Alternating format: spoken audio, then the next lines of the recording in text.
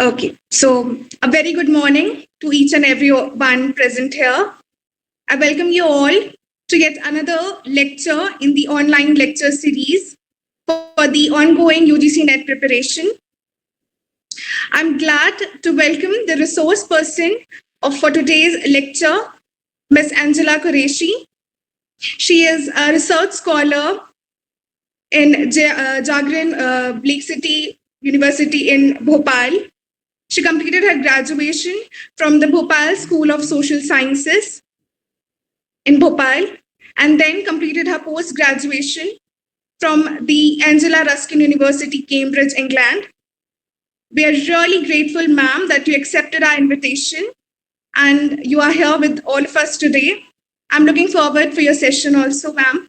So without any further delay, we'll start with the session, with today's session. So ma'am, you can kindly start with the lecture. All right. Thank you so much, Sonal, for the lovely introduction. I hope you all can see me and hear me. Yes, ma'am. Okay, great. Thank you so much. Good morning. Thank you so much for extending the lovely invitation. I'm really glad to be taking the first lecture here. Okay, so today we're going to talk about romantic age. And of course, when we talk about romantic age, we're talking about British Romanticism in general. All right, so we're going to learn through an interesting article whose link I've also attached in the PPT. All right, okay, so talking about British Romanticism. If poetry comes not as naturally as the leaves to a tree, it had better not come at all, was a quotation proposed by John Keats in an 1818 letter at the age of 22. All right, so John Keats was obviously one of the romantics, and he was known as the poet of sensuality because he would write about the senses majorly. So if you read his odes, so to say in particular, you would come across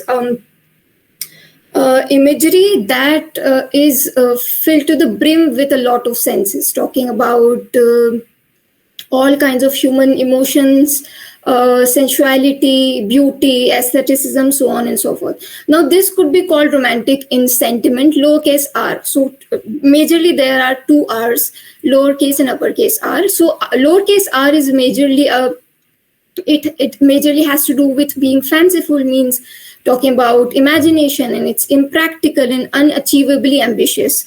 Talking about romantics, of course, because that was majorly the theme of romanticism. But Keats' axiom could also be taken as one sentence distillation of British romanticism. So what was that all about? It was about all or nothing stance. So majorly romantics were really different from all the writers that subscribed to the idea of different periods, so to say, particularly modernism. All right. Now, all or nothing stands on the spontaneity of the highest art. So, art was an important feature of Romanticism. Its conviction of the sympathetic connections between nature's organic growth and human creativity. So, these are all the themes that you would find replete in romantic works, and its passion for individual imagination as an originating force. So, before Romanticism, all the periods that were there majorly talked about religion and science, and so to say, while this in particular talked about the individual imagination and the individual experience as an originating force. So romantic period began in the 1780s, and it was up until the 1832, the first reform bill or the Reform Act. That's when it came. Now, in Britain, Romanticism was not a single unified movement. It was consolidated around. It was not a single unified movement consolidated around it. So basically, it was not just constricted to one person, place, movement, or manifesto, and the various schools, styles, and stances we now label capital R Romantic. All right. So here we have capital R Romantic. So small r and capital R. What is the difference? Basically, small r is about the general trends, the the general ideas and the culture, so to say, the broader term. And it had its scholars in Goethe, and we had Rousseau as well. While Capital R would talk about specific experiences, and the writers that were incorporated in this particular capital R in Romanticism would be majorly Wordsworth, Coleridge, Shelley, so to say. All right. So capital R Romantic would resist being lumped into one clear category, yet all of them Romanticism's products exploded out of the same set of contexts. Some were a century in the making, others were overnight upheaval. So just remember, this is also the time where there's a lot of political turmoil going on. And obviously, as you know by now, that we can't study English literature in isolation, right? History is important, geography is important, political science is important, and we have to take all these things under consideration. For example, if you're talking particularly about Romanticism, French Revolution is important, then the Declaration of Independence in the US is important in the 1776, as you can see on the screen. And yeah, so ushered in by revolutions in the United States. So that was when the Declaration of Independence was signed, and then France 1789. Obviously, they're talking about the French Revolution. So obviously, all these political movements affected the Romanticism or the Romantic age in England. The Romantic period coincides with the societal transformations of the Industrial Revolution. The rise of liberal movements was happening in the state's counter-revolutionary measures. Now, obviously, as you know that since there's a lot of political turmoil going on, it is bound to be reflected in the psyche of the writers, right? It will be reflected in the literature, because literature, of course, is the reflection of the society, as you know. For example, if we talk about modernist writing and postmodernist writing, so majorly it happened post World Wars, right? The first one being 1914 to 18, and the second one being 1939 to 45. Now you can imagine when the world wars are happening, people are going through so much, there's so much bloodshed happening, you're losing family, you're losing limbs, you're losing friends, brothers, you're losing your house, there is so much instability going on. So obviously that is bound to be reflected in the psyche, and that was shown through a lot of fragmented writing that you would find in the modernist period, Virginia Woolf and T.S. Eliot, and how they would write. Majorly, there was a lot of fragmentation. There was not a lot of coherence, because that's how it was in the minds of people, because they had been through so much, right? So here again, we have political turmoil going on everywhere, and that is where the spirit of revolution was born, particularly pertaining to P.B. Shelley. He was a revolutionary poet. He, in fact, if you look at his life as well, his decisions in life, it was all chaos and very interesting. So just go read about that as well, his personal life. All right, so P.B. Shelley was with Mary Shelley, who was daughter to Mary Wollstonecraft. So it was quite interesting, the whole family tree. Okay, yeah, so what else do we have?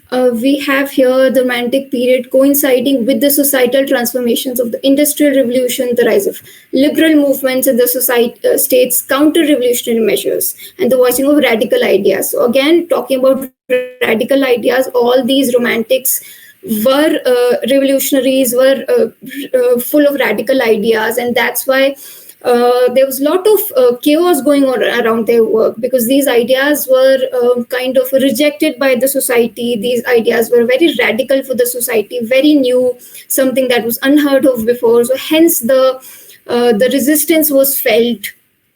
Parliamentary reform was going on, expanded suffrage, abolitionism, obviously, of slavery, and atheism. Again, questioning God, questioning things. Earlier, God was everything, religion was everything, but then it instantly shifted to human experiences and humanism, and so much so.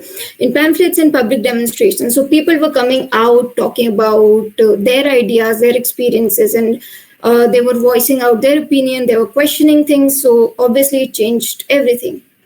Though Britain avoided an actual revolution, political tensions sporadically broke into traumatizing violence, as in the Peterloo Massacre of 1819. All right, so there was a Peterloo massacre back in 1819, and it was quite violent in nature. This was where obviously the ideas were clashing, in which state cavalry killed at least 10 peaceful demonstrators and wounded hundreds more.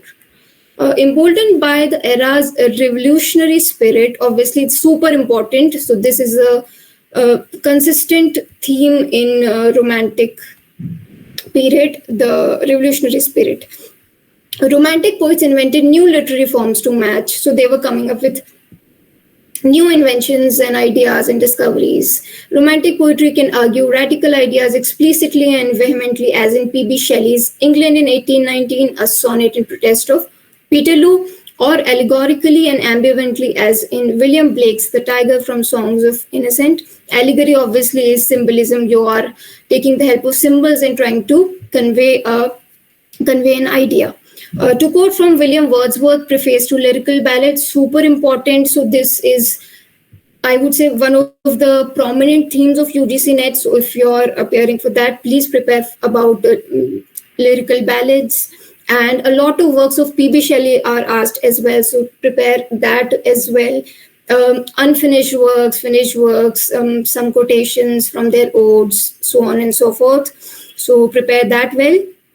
What else do we have? Yeah, super important. The magnum opus of this era, so to say, lyrical ballads. The groundbreaking collection he wrote with fellow poet critic Samuel Taylor Coleridge. So S.T. Coleridge and William Wordsworth wrote together lyrical ballads, and both were obviously romantic poets. Romantic poets could choose incidents and situations from common life. Now, earlier people would talk about the high things, the lofty things, but here we have writers talking about everyday language and common life, and talking about realism as its subject, describing them not in a polished or high-flown diction basically words or writing style, but instead in everyday speech. So here we have writers who are talking about things which are really common, and talking, and their writing style is also quite everyday. So it's very easy for people to understand and relate, and they are able to kind of take solace in the writers. Earlier, which was not the case, now a selection of language really used by men. Romanticism can do justice to the disadvantaged, to those marginalized or forgotten by an increasingly urban and commercial culture, obviously. So yes, so since the major writers were talking about normal people in normal language, there was a connect, and marginalized were given the voice. Marginalized people obviously are the exploited. Rural workers, children, the poor, the elderly, or the disabled, or it can testify to individuality simply by foregrounding the poet's own subjectivity. The subjectivity, again, is an important theme. Subjective experiences basically would mean your experience, as opposed to objectivity, which would mean something that is general and not specific.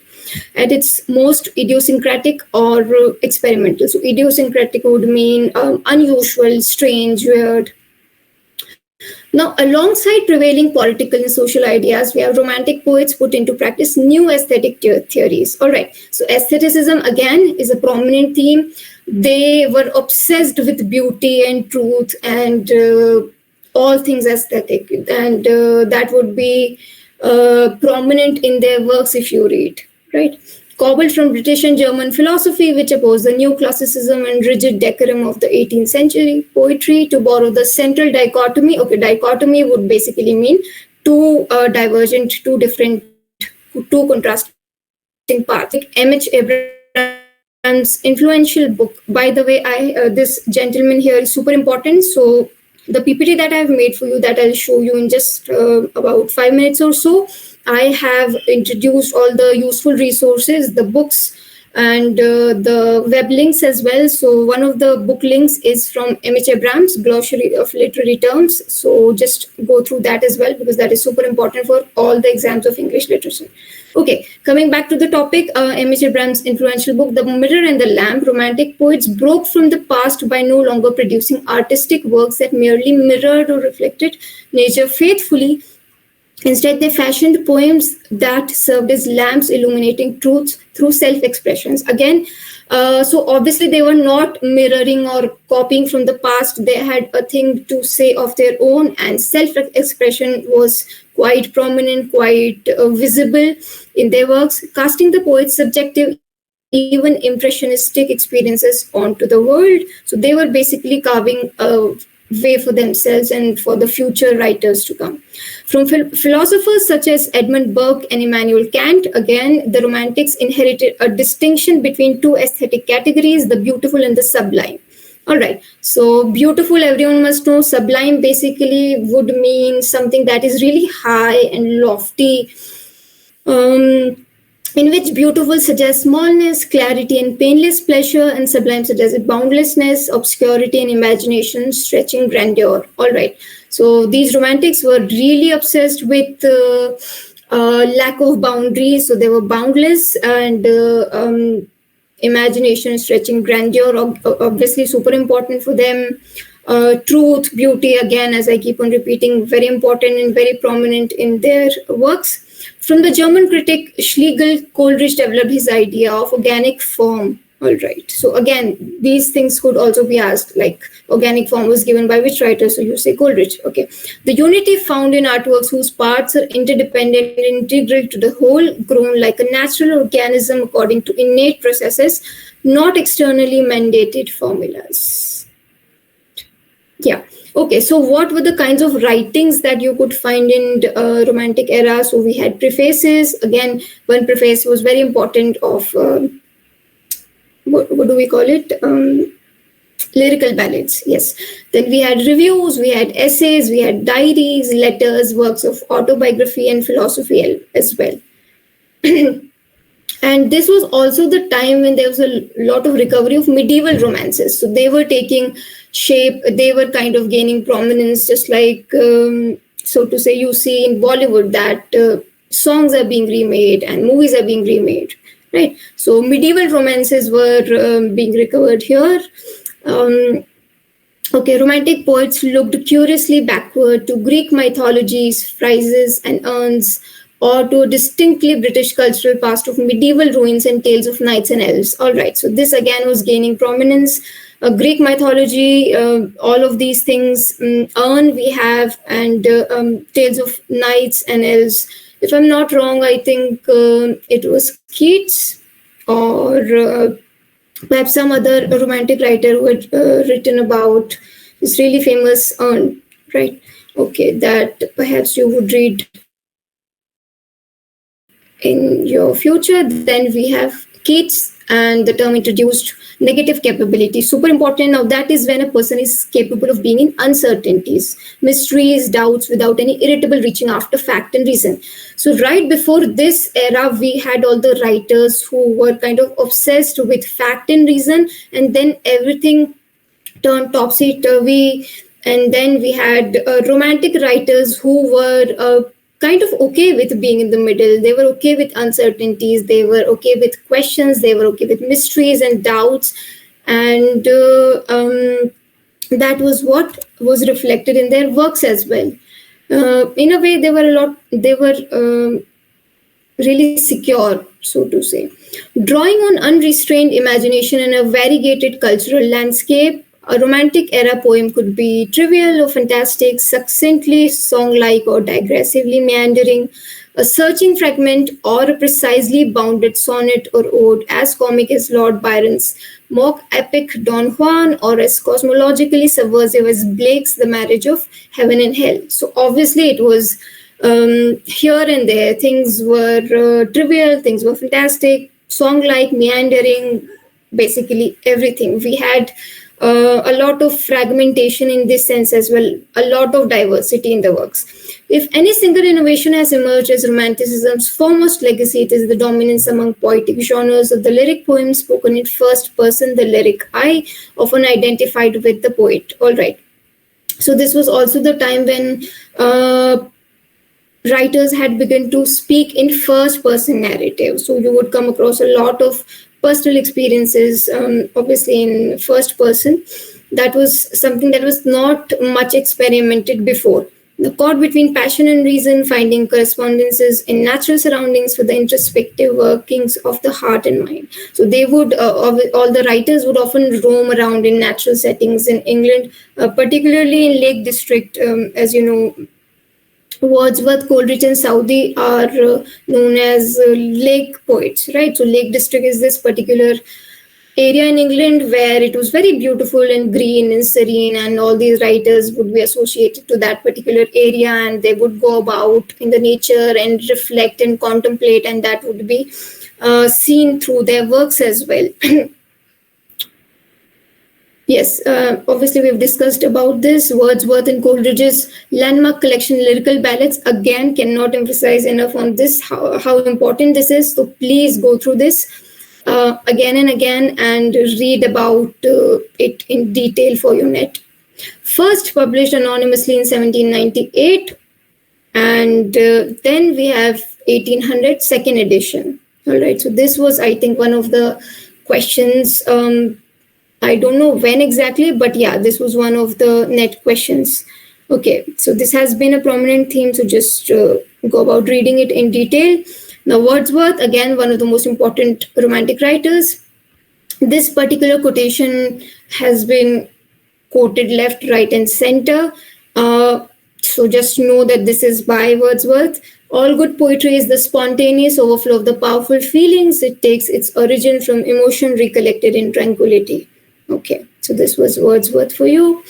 Now we have the big six. Who were the big six pertaining to the Romantic era? We had Blake, William Blake, Wordsworth, Coleridge, and the so-called Young Romantics. So Byron, Shelley, and Keats were a bit notorious, more open, more radical, more revolutionary as opposed to the older generation, as expected. And then we had indispensable women poets such as Charlotte Smith, Mary Robinson, Felicia Dorothea Hemans, Scottish poet and lyricist Robert Burns, super important. And again, we have John Clare as well. So these were some of the prominent romantic writers. Okay, now switching to our PPT here. All right, are you able to follow, or is it too fast? Should I go slow? Or does this work for you? Ma'am, it's completely okay. All It's right. good. Okay, thank you. Okay, yeah. So coming to the PPT, again, just a recollection. Began roughly around 1798, lasted until 1837. The political and economic atmosphere at the time heavily influenced this period, with many writers finding inspiration from the French Revolution. Calls for the abolition of slavery were getting louder during this time, with more writing openly about their objections. Now, what were the key features of romantic writings? So, emphasis on emotion and imagination, super important. Focus on nature and the sublime. As I said earlier, sublime would mean the high, the lofty. And something that is, I would say, something that is metaphysical, beyond the world of physics. Interest in the individual and personal experience as opposed to objective experience.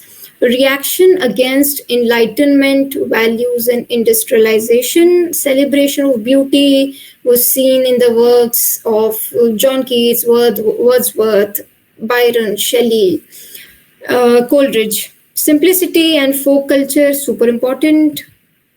Emphasis on emotion and individual experience. Romantic writers valued personal feelings and experiences over reason and societal norms.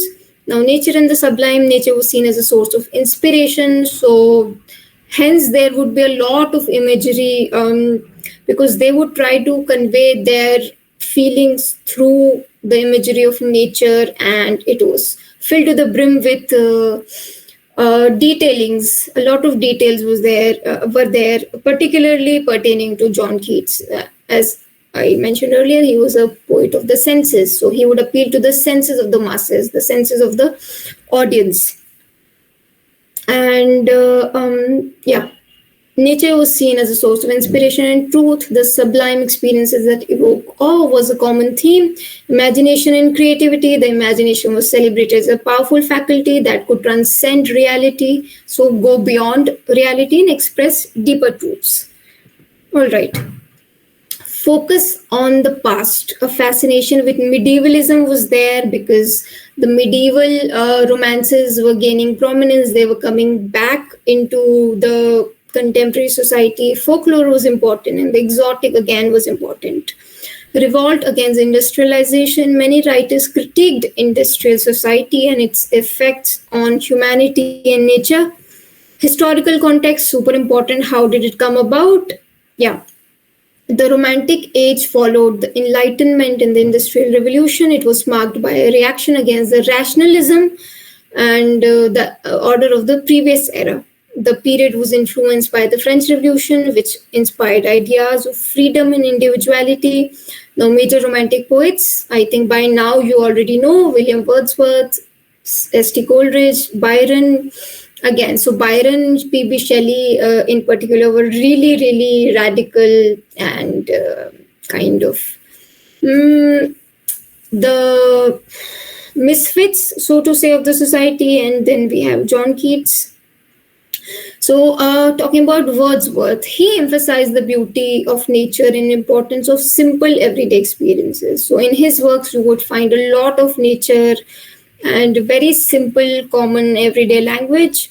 Now, he was known for his for the works like you must know by now, lines composed a few miles above Tintern Abbey, and I wandered lonely as a cloud, which is also called Daffodils. S.T. Coleridge, really interesting stuff, supernatural. If you're into that stuff, this is the guy for you. So supernatural, he would always be found exploring this particular genre, and the mysterious, of course, famous for the rhyme of the Ancient Mariner and Kubla Khan.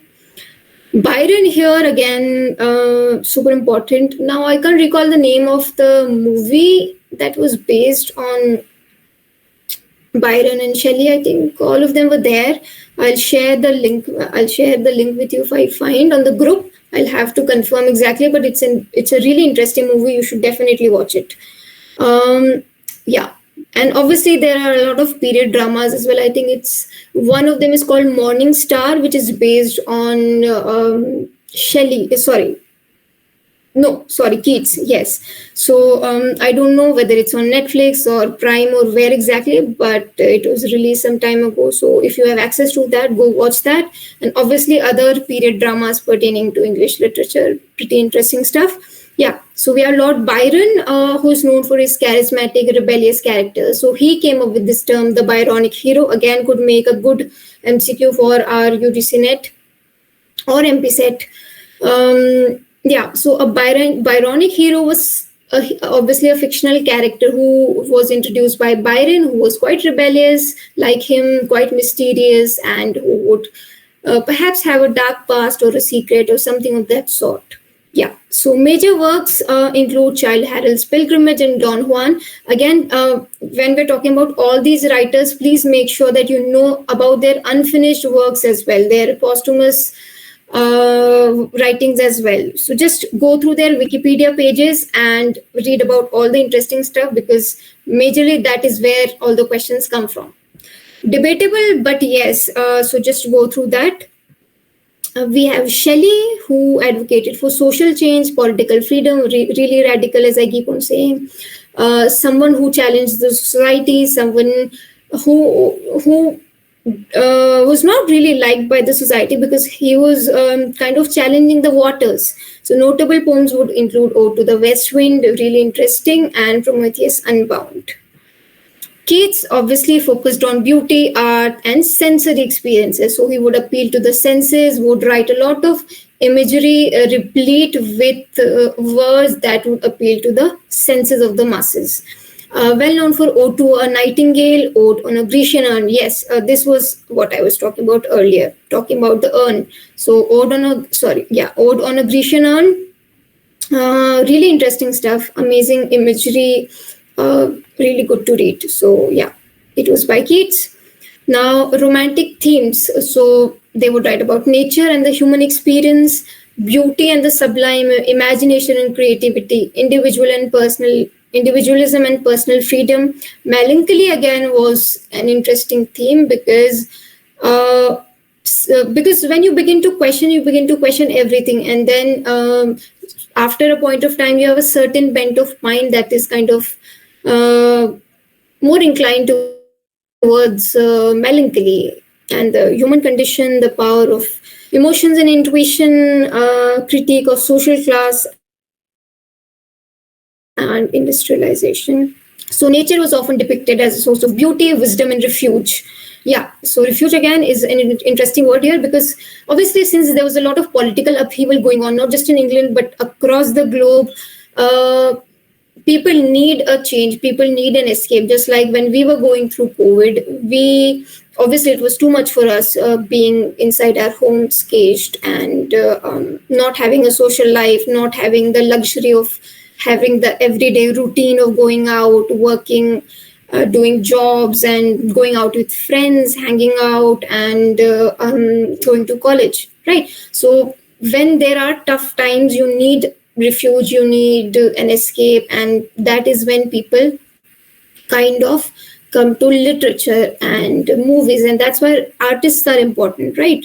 It was the artists that we turned to during COVID, as you must recall, all the amazing movies and the series and the art pieces, paintings, dances, songs, and obviously literature. Now the individual, again, as we had discussed earlier, super important, explores the inner self and personal experience. So there was a lot of contemplation that was going on.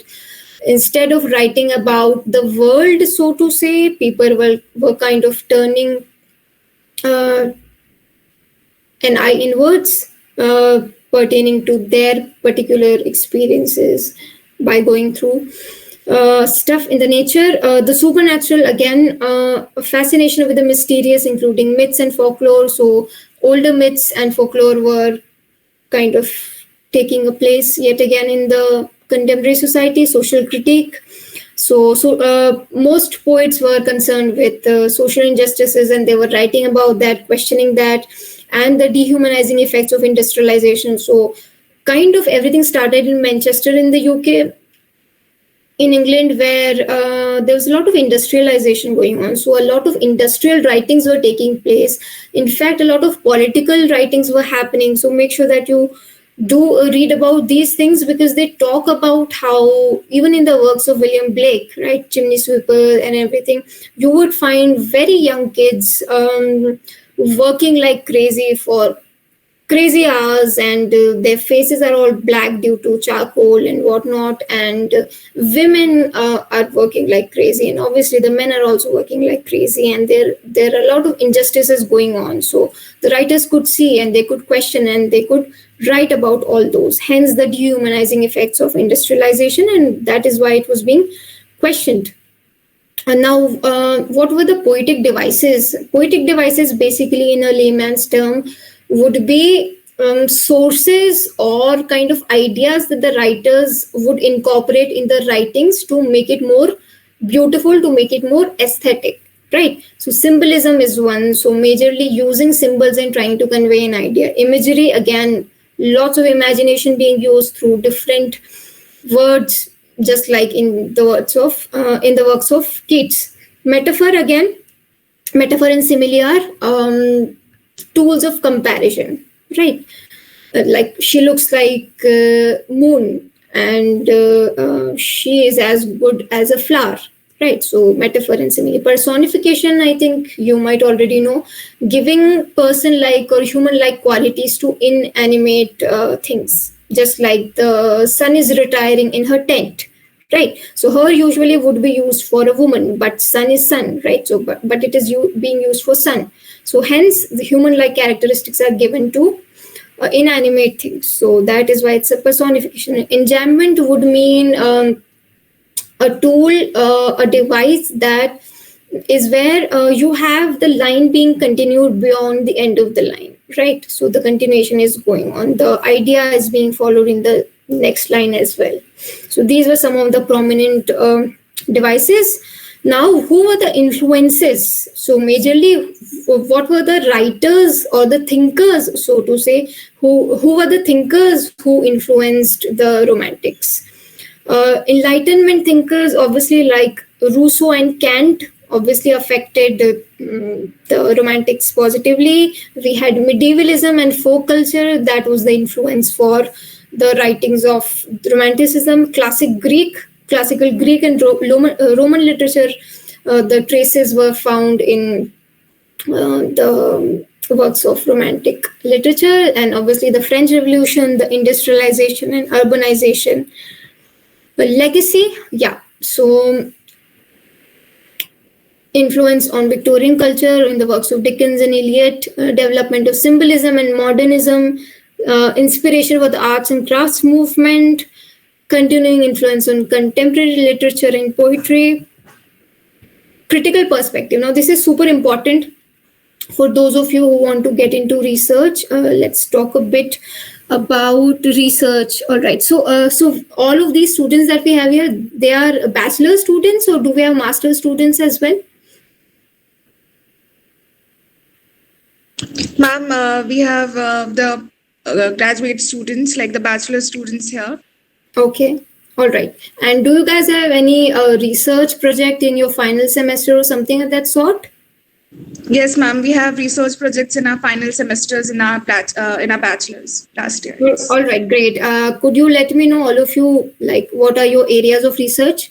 Let's talk a bit about that. Yes, ma'am. So for my research project, my topic is the evolution of the portrayal of consent in select Hindi films. I've taken 3 films, 2 from the 90s, which is Dar and Arjun Pandit, and one is a contemporary film, Pink. So we are seeing the evolution of how consent is portrayed in Hindi films, and is there an evolution? Is there a change? That's what I'm trying to focus on. Wow, that sounds lovely. All the very best for that. What else? Thank What about you. others? Okay, yes. Please share your research ideas in case you want to write that down in your chat box, or in case you want to share that with the class. Please feel free.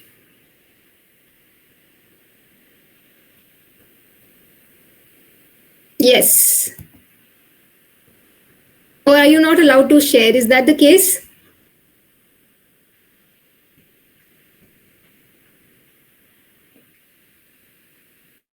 Okay, we'll just come back to the PPT. Yeah, so critical perspective. So these are obviously some of the areas of research, hence we were discussing that. Feminist critiques, Mary Wollstonecraft, the daughter was Mary Shelley, who had written obviously Frankenstein, again one of the most prominent works of all times, and she was a partner to P.B. Shelley, again one of the most prominent romantic radical poets who had written amazing works. And then we had Virginia Woolf, who subscribed to the idea of a stream of consciousness, right? And the stream of consciousness was this technique where the writer would jump to and fro.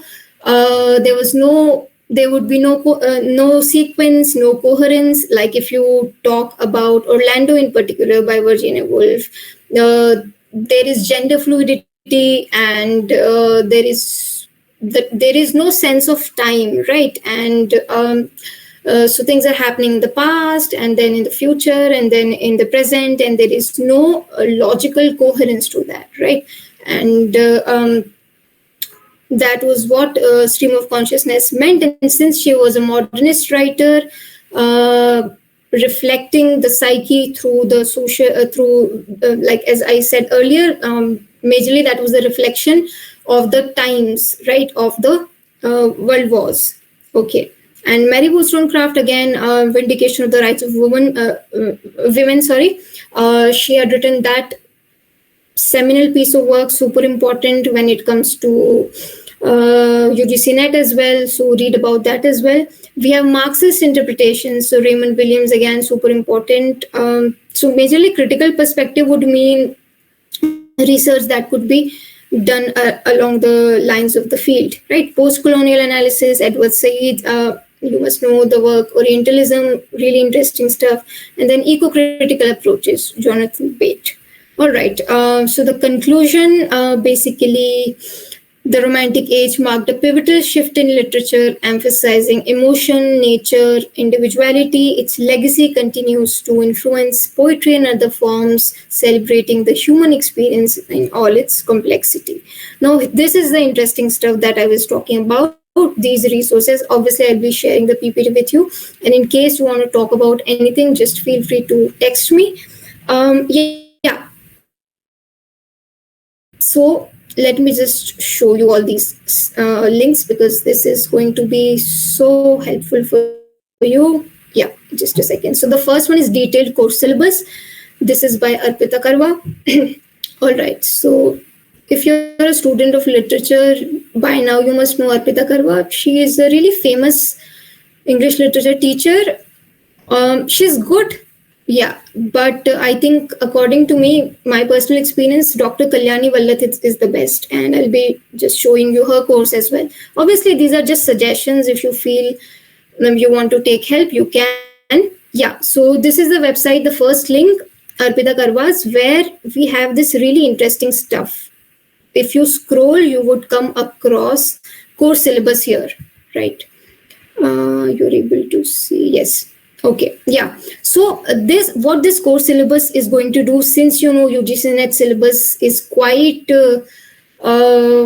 it's humongous, it's vast, right? So you don't know where to begin. So this is where things get easier, and you get to know what are the exact things that you need to know. So it starts with obviously Old and Middle English. You have exact topics like this, then Age of Chaucer. So you have all the important writers that you need to do. All the works, obviously, you'll figure out. So Chaucer, Langland, Wycliffe, Mandeville, and Lydgate, all of them. Then we have Age of Revival. Then all the writers are mentioned here. So all the important writers that you need to do for your studies. Then Elizabethan age, obviously, dramatists and essayists, you have everything, Jacobean and Caroline age. So majorly this is a long list, but then again, since it's super specific, this is going to be really helpful for your preparation, because the syllabus is really vast and not specific, right? All they talk about is that it's going to encompass poetry and fiction and drama, and they don't tell you what to do. So this is something that you can take help in. Now next link is this gentleman here. I think his name is Nakul Grover. So this website, Limitless Literature. So here you see subject-wise questions, right? Now these are the questions that have already appeared in UGC NET. Now when I remember, I had sat for UGC NET, and the question had come from Edward Said, right? So the question was, who was associated with contrapuntal reading. So at that point of time, I did not know that the correct answer was Edward Said. So I'd given the paper and then came back home, went through who the answer was, and then by then I knew who what the answer was, right? And then when I said for MPSET, that was the exact question that came. So by that time I knew what the answer was, right? So some questions, there is a high probability that could be repeated. So these are the questions that have already appeared in UGC NET. So there is a possibility it might appear, they might appear in MPSET as well. So please go through these questions. And the interesting stuff is that they have given you topic wise questions, right? So for example, we can have a look at some of the romantic stuff, since we're doing that. Yeah, here. Okay, yeah. So these are some of the questions. Inane godliness is a phrase used in connection with nucleus classicism by whom? So the answers are also here. Then elegy, again, these are the questions. So you can go through all of them. And obviously, it's not just limited to romantics. It encompasses all topics of English literature. So this again is a super important resource. Please go through that. I've attached the link. Now coming to the third link, we have this course by Dr. Kalyani Vallath. In my experience of a few years, this is the best resource that I have found. Obviously, personal experience, this is a bit on expensive side, I find, but again, this gives you access of lifetime, and it's really detailed. She has taught really well. There are PDFs as well, and in case you want to explore that option, you could do that. So this is that course. Obviously, I have attached the links, and yeah, the course content. So 54 sections are there and 462 lectures. Obviously, you can explore this. Personally, this is my favorite. So in case you want to explore that, I have attached the link. Now the fourth link is this one. Again, the website by Arpita Karwa. So these are the past year solved question papers, right? So we have 2024 English literature. So paper 1 and paper 2 both are there. So paper 1, again, it's quite difficult for English students because generally what I've seen is that we're not good with math and logical reasoning, but obviously with practice everything is doable. So for paper 1, I find this amazing this resource really amazing. It's KVS Madan. So paper 1, KVS, the book by KVS Madan is really amazing. You can get it online or through a stationery as well. Yeah. So paper 2, these are the question papers, so you can access that through the yes. And again, please do access them, or in case you want to get a book solved one, just get that, because you need to know what is trending, right? And the kinds of questions that are being asked lately. What they've done with net is that they have begun to experiment with a lot of chronology. So make sure that when you're making notes, you are making the notes chronologically, because well, it's too much to remember, right? So just make sure that you are going through the chronological stuff, because that is in trend and that is quite difficult as well. And obviously go through all the past year papers, because that will let you know the kind of questions that are being asked. So that is super important. Okay, what else? Yeah. So these were the 4 links that I had attached. Apart from that, this is the article that we had read in the first part of the class today. And then these are some of the books that you must have as a student of English literature. Really amazing books. I have attached the Amazon link so you can access that. Let's see what we have here. Okay, so we have beginning theory. Really interesting, amazing stuff. This is by Peter Barry. So in case you want to explore that, just read about it and read the reviews as well. Get to know the book. And one of my personal favorites, very important for our field. And the analogies in the book are really interesting. You're going to have a great time reading this book. And it's, again, as I said, important for our field. So in case you want to get that, please get that. The second link of the book is Routledge. Yes, let me show. Just a second, it's loading. So this is history of English literature. Really important, very interesting. And you will have to read this a few times before appearing for the exam. Yes. Yeah, so it's this one. I have also read it, and as a student of English literature, again, very important, very interesting, and quite all-encompassing, because you never know where the question might come from. So you need to read as much as you can and make notes and keep on revising. So again, this is a really good resource for students of English literature. What else? The third link, which one is that? Yeah. So this was what I was talking about. Okay.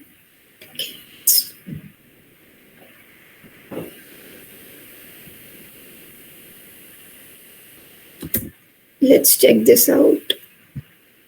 So majorly what I have seen in almost all the exams, whether you sit for MA entrances for central universities, whether you sit for PhD entrances for central university or other universities, whether you sit for UGC NET or MP set, one of the most prominent questions that is being asked is about the literary terms, right? And this is hands down the best resource for literary terms, a glossary of literary terms by M.H.E. brand. So you need to get a copy of yours and get your hands on that. This is super important and obviously going to be helpful throughout your journey in English literature. Now, these were some of the things that I wanted to share with you. Apart from that, yeah. Apart from that, let's talk about some of the questions that are asked in the question, right? So, if we divide into sections, we have to talk about all the eras. Then, one of the major writers obviously would be William Shakespeare. So, he is asked like crazy. So, you need to know his works word by word because um, dialogues could be asked, right? So, in some of the cases, you have to read all the works like William Shakespeare and dialogues like who said this to whom, and the lines are asked, and then they'll kind of ask you to match the column that, like, say from four tragedies they would give you quotations, and then they would write the names of the tragedies and they would ask you to match. So that's how difficult it has become now, following the lead of I would say UPSC pattern, right? What else? So William Shakespeare, you do. George Eliot is super important. Then we have Charles Dickens, again very very important. Then they ask about feminism. One of the questions, or perhaps two, could be asked about feminism. A lot is asked about odes or major works of romantic writers. So obviously, and modernist, and not a lot is asked in from Anglo-Saxon. So, but obviously we have to do. And what else we have? Literary terms are asked. These new. Then we have a lot of questions from cultural studies, some questions from anthropology, some questions from sociology. Lately, they've begun to ask about films somehow, so adaptation. So you do that, right? In fact, my area of research for my PhD is also Shakespearean adaptations, right? So interesting stuff. So make sure that you do that. Please focus on chronology. Super important. And while you're reading, it's easier to look at, but when the question is there, it gets really really difficult. So please prepare your notes and revise well and do that chronologically. Dates super important. And what else we have? We have Renaissance. Yeah, so they ask from the Renaissance as well. We have yeah, feminism we already covered. Cultural studies is there. um so Homi Bhabha, Raymond Williams, we have George Eliot, we've already covered. So these are some of the areas that they usually ask. Obviously, earlier the trend was that they would ask a lot from British literature, right? That was the norm. That had been the norm for the longest time. But then now they're not asking from that. But then again, that is something that cannot be avoided. Most probably, the trend would come back that they would ask from British literature. So prepare that really well. Now the interesting thing and the complicated thing and about the syllabus is that when they talk about English literature, they are talking about English literature. They could be which could be asked from, let's say, Canada and Australia, basically any part of the world where English literature stuff is happening, right? So doing that is very very difficult. So that is why you stick to all these resources. Just do not take help from multiple resources. Just stick to good ones and keep on revising that. Otherwise it becomes really difficult to keep a hold in the mind, and then you tend to forget everything. So keep your resources handy. Just focus on the good stuff that you find. Obviously these are a few suggestions that I've shared. In case you find other stuff that is working out for you, please go for that and keep on revising, making notes and solving the old papers. I hope you had a good time learning today. I had a good time taking your class. Looking forward to more collaborations. And in case you have any doubts, please feel free to ask me. In case you want to talk about anything, you can write to me as well. I'll be sharing this PPT with you. And obviously, you'll have the number so you can text me, right? Yes. So, any doubts that you want, or any concern regarding UGC NET or MP Set that you want to discuss, please feel free. I am here.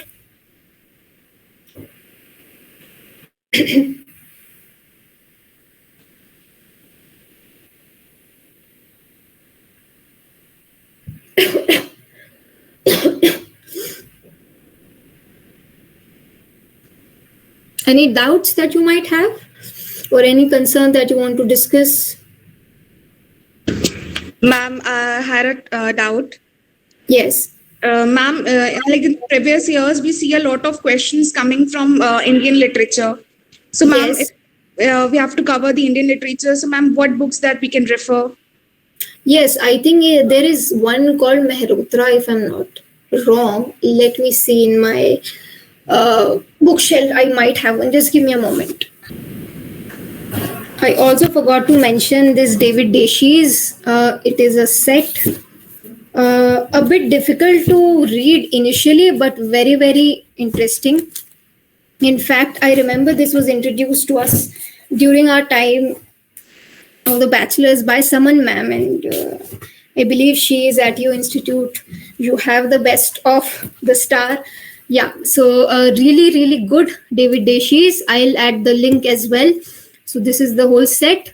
If we do this, I think nothing is needed for history. Now talking about, yeah. Okay, so a concise history of Indian literature in English, Mehrotra. I'll attach the link as well. What else we have here? Critical and cultural theory, Routledge. I'll attach the link.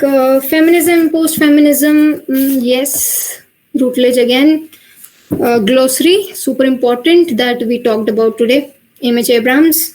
Literary criticism, M.A.R. Habib.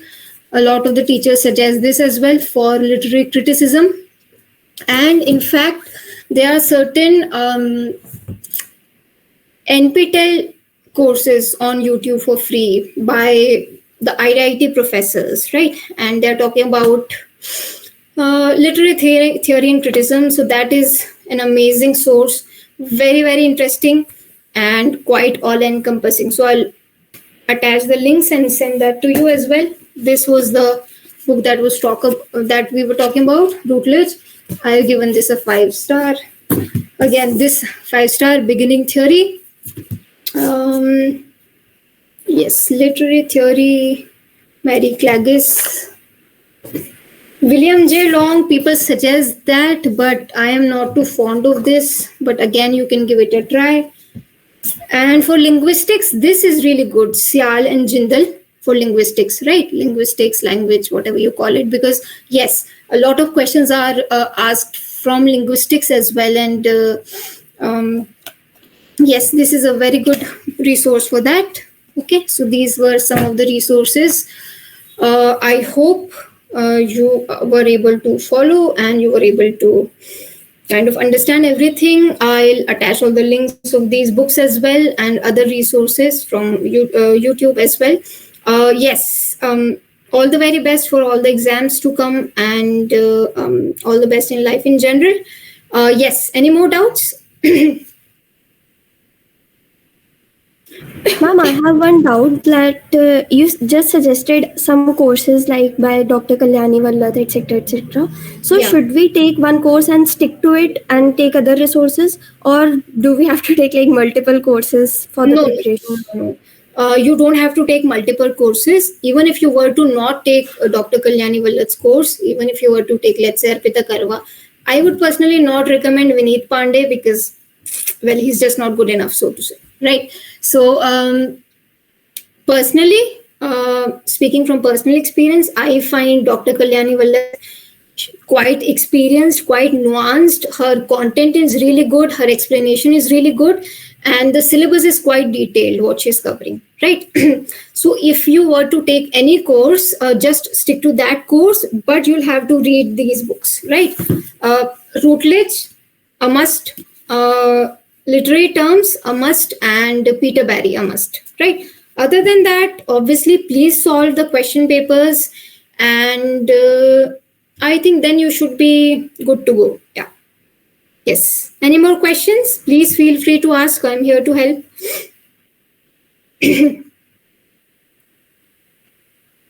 Yes. Any questions? Or something that you want to discuss? Any concerns?